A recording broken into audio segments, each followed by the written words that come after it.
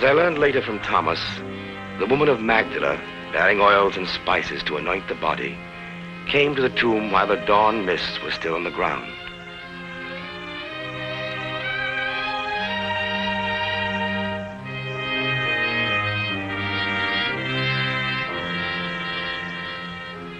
Finding the stone rolled aside and the sepulchre empty, she believed the Nazarene's body had been stolen by his enemies.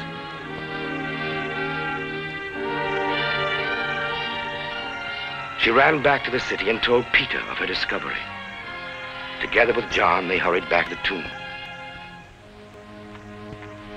John ran ahead, but on reaching the door and seeing the empty tomb, he dropped to his knees, overwhelmed by grief.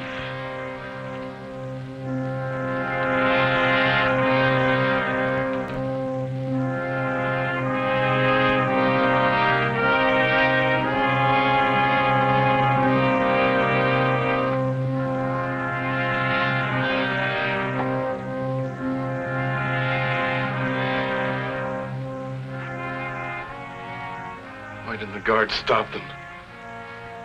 How could they have permitted them to...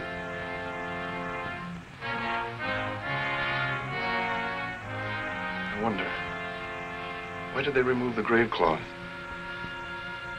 How could we understand the thinking of men who would do a thing like that?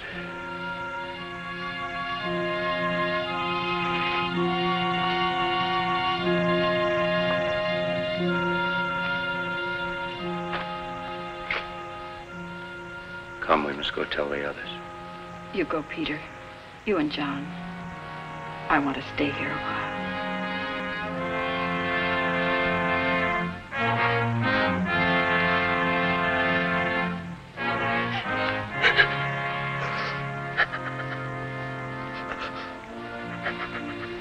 Woman, why are you weeping? Whom do you seek? Because they have taken away my Lord. Sir, if you have carried him away, tell me where you have laid him, and I will take him away. Mary.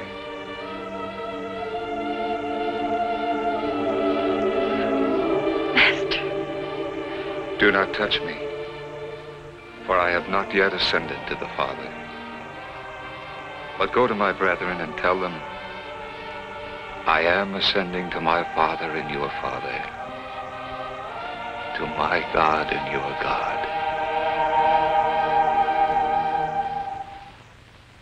The resurrection rumor spread, and so one afternoon...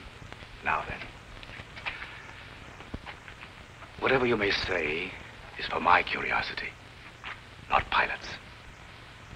Sit down. You're not under arrest. I've heard wild tales about the Nazarene. Well, having been seen alive. Is there any truth to it? There are those who say he has risen from the grave. Do you know any who claim to have actually seen him? Yes. Who? A woman, Mary of Magdala, a man named Cleophas and his friend, who walked with him on the road to Emmaus. And 10 of those who with me have traveled constantly with him these past 3 years. They've actually seen him?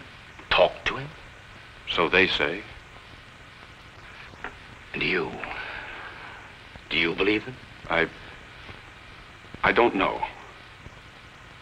I was away when he appeared to them. I didn't see him myself. Are they honest men? Oh, yes. I'm sure they believe they saw him, but all my life I've been called doubter, skeptic. Until I see him with my own eyes, see the nail holes in his hands, the wound in his side. I'd like to question the others. Can you arrange it? I think so. We stay in the upper room of the house where we observe Passover feast. If you will come there tonight. I'll be there. A Roman centurion. He asked to come for his own interest, not as a soldier. Otherwise... You shouldn't have told him where to find us. Would have been safer if we could have met him somewhere. Matthew, put the bar on the door while we discuss this. Man may have spoken with sincerity, but if he hasn't... I think we should leave here, quickly. We can go to Lazarus' home, at least for the night. Well, that's the first place they'd look for us. Why wasn't he satisfied with what you told him? Surely that should be enough. Because I could only say they say they have seen, but I have not. But if you'd assured him that you believed the Master had risen... I could not say that. Unless I see in his hands the prints of the nails and place my fingers in the mark and my hand in his side, I will not believe. Peace be with you. Thomas, come to me.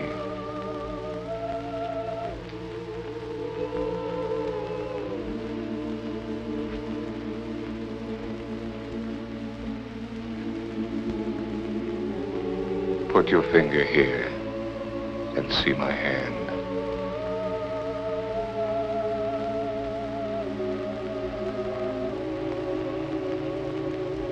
Put out your hand and place it at my side.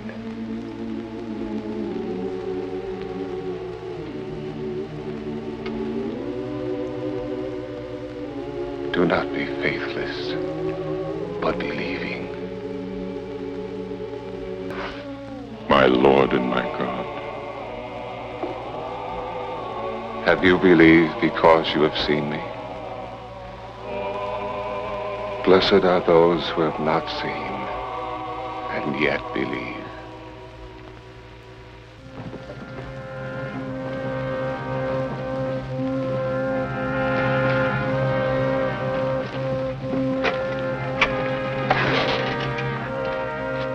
Cornelius, he lives. I've seen. There is no doubt. When? Where? Just now in the room. He took my hand and placed it on his wounds. Didn't you see him? You must have passed him on the stairs. The stairs.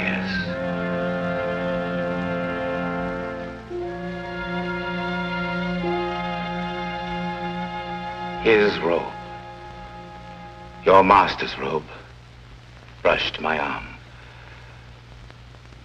My friends, you can cease discussing the teachings of a wandering rabbi and start worshiping the risen Son of God.